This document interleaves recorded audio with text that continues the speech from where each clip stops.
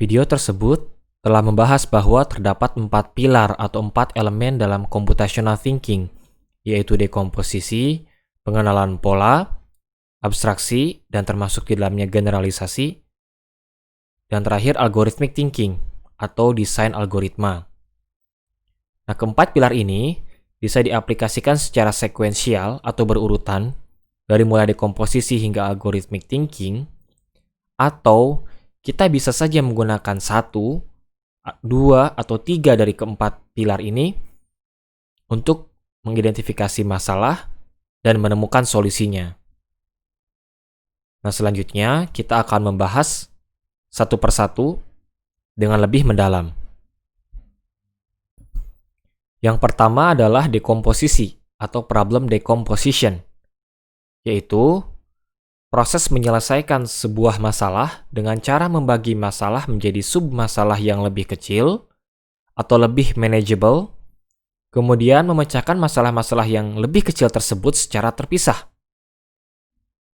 Seperti dilihat, salah satu strategi dekomposisi masalah adalah divide and conquer strategi, di mana untuk menyelesaikan suatu masalah yang besar, kita mendivide atau membagi masalah tersebut menjadi masalah-masalah kecil, menjadi sub-problem. Kemudian dalam contoh ini dibagi lagi menjadi sub-problem, dibagi lagi menjadi sub-problem yang lebih kecil, dan kemudian melakukan conquer atau menyelesaikan masalah tersebut satu persatu hingga pada akhirnya kita dapat mengkombinasikan solusi tersebut menjadi solusi yang umum atau solusi yang general terhadap masalah utama yang tadi kita hadapi. Jadi dibuat lebih kecil supaya lebih mudah ya diselesaikan tentunya. Nah, ini bisa dicontohkan dengan bagaimana misalnya kita menulis artikel ilmiah. Ada beberapa ide yang ingin kita sampaikan, kemudian ide tersebut kita bagi menjadi sub-poin ide yang pada akhirnya itu akan mendukung sebetulnya penjelasan terhadap ide utama atau menyelesaikan masalah dari ide utama tersebut.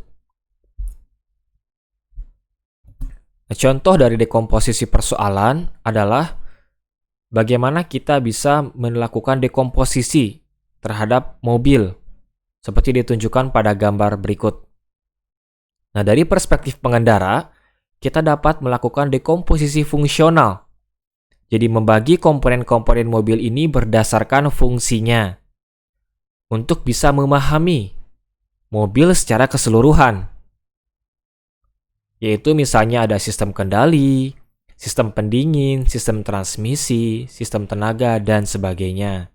Nah, kemudian sistem kendali misalnya itu juga dapat kita bagi lagi menjadi komponen-komponen yang lebih kecil berdasarkan fungsinya. Entah itu misalkan kendali rem, kendali gas, atau mungkin sistem steeringnya yang dikendalikan oleh driver, dan seterusnya.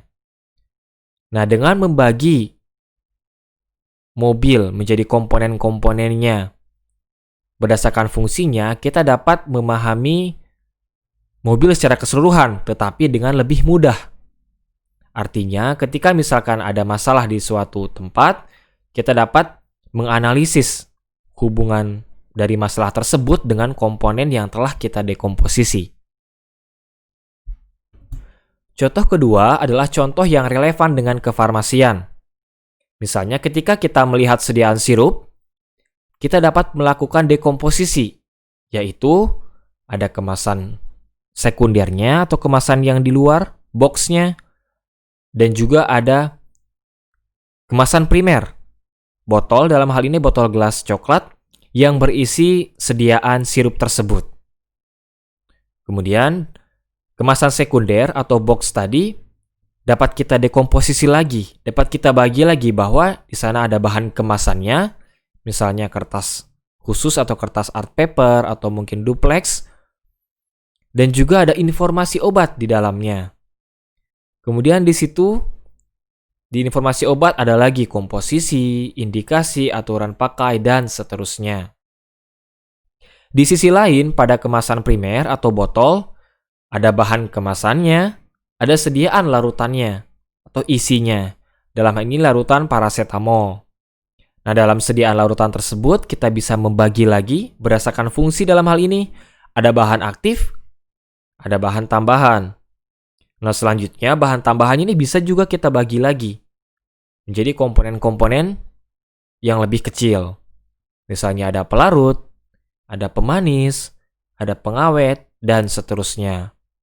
Nah, dengan memahami dekomposisi ini, kita dapat menyelesaikan satu persatu atau memilih satu persatu dari komponen yang paling kecil dari setiap komponen utama dari sediaan ini, sehingga kita dapat membuat produk pada akhirnya misalnya.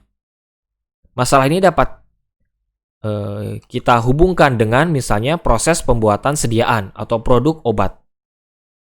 Jadi kita pecah menjadi komponen yang kecil, kemudian memilih satu persatu dari komponen kecil tersebut, hingga pada akhirnya dapat kita gabungkan dan membentuk sediaan obat yang berkualitas tinggi.